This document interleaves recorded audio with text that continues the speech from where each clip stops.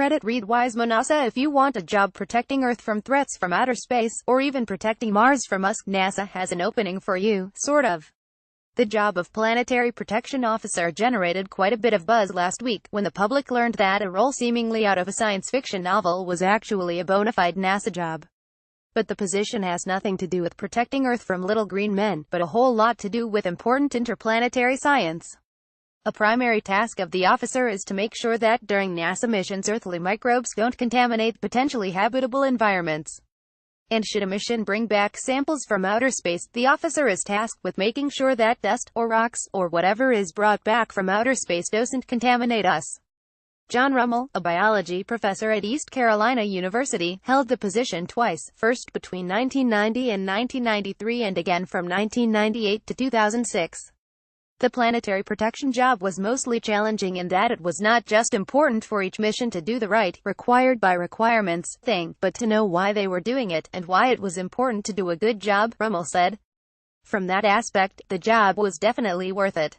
But as to rewards, those were mostly internal. Rummel explained that the Planetary Protection Office reports to the Associate Administrator for each mission, who oversees the cost of the project. That means recommendations made by the officer are often judged in the context of whether or not they will cost the administrator more money, a vexing problem many of us might easily understand from our own work experiences. Related, the Mars colony of the future could be powered by this advanced microgrid. Rummel's time as Planetary Protection Officer coincided with the restart of NASA's Mars program. After the successful twin Viking landings of the 1970s, a few famous searching for life experiments came up empty. NASA shifted its attention to other locations in the solar system, and Mars didn't get a launch opportunity until the failed Mars Observer mission in 1992.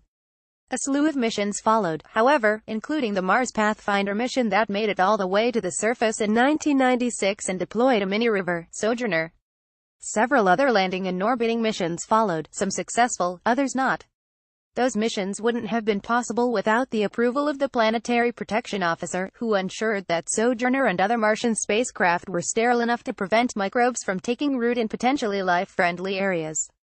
One of Rummel's first tasks in 1990 was to look at the risk of contamination on Mars, and how scientific understanding had changed since the days of the Viking missions.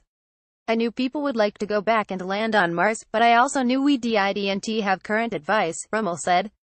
So he assisted in the drafting of a 1992 report, Biological Contamination of Mars. The report concluded that a large part of the surface was extremely inhospitable to terrestrial life, and for that reason, future missions would not need to be sterilized as much as the Viking missions. But changes in landing technology meant that NASA had to be extra mindful of different scenarios for its missions. Pathfinder, for example, was supposed to fall to the surface using airbags. If the airbags failed, the mission would need to withstand a fall and possible burial in the soil of up to 1.5 meters 5 feet without exposing possible Earth microbes to the Martian environment. NASA has seen extensive evidence of briny water flow in recurring slope linea, which are features that develop on the slopes of craters. Rummel, among others, speculated about recurring slope linea as early as 2002. While researchers have long observed the formations, it was only in 2015 that NASA had strong enough evidence to say the formations are probably due to liquid water on the surface. Rummel warned against sending Curiosity to investigate a nearby recurring slope linea. The materials on the rover's surface could not be thoroughly sterilized with UV radiation due to their properties. And inside the rover is a warm electronics box that could melt any ice with which the box comes into contact. Related, NASA Center shows off sleek new Mars rover concept vehicle for astronauts. Rummel was also part of listage planning for a sample return mission to bring pieces of Mars back to Earth, in collaboration with the French space agency CNES. While that mission never went forward, NASA has left the door open for future sample return missions. The next Mars rover, called Mars 2020, is expected to leave caches of interesting material behind for future missions to potentially pick up and bring back to Earth, when we presumably know a little more about how to protect ourselves. Of course, Mars wasn't the only target of note back in the 1990s when Rummel began his work. NASA already had a Jupiter probe, called Galileo, and was about to launch Cassini, which has now been orbiting Saturn since 2004. Those missions confirmed some intriguing Voyager mission results from the 1970s and 1980s, showing that some of the moons are icy and potentially habitable. Remmel remembers modifying the planetary protection plan for Galileo as evidence emerged that a liquid ocean might lie underneath Europa's icy surface. At the end of Galileo's mission, an option was included to deliberately crash the probe into Io, or Jupiter, just in case it happened to fall into Europa, damaging a potentially habitable environment underneath the ice.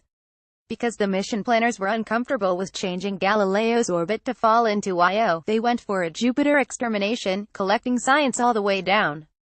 NASA said the job posting has generated a lot of excitement, including from Jack Davis, a fourth grader from New Jersey and self-described guardian of the galaxy. In a letter to the agency, Davis said he was fit for the job because his sister thought he was an alien, among other qualifications.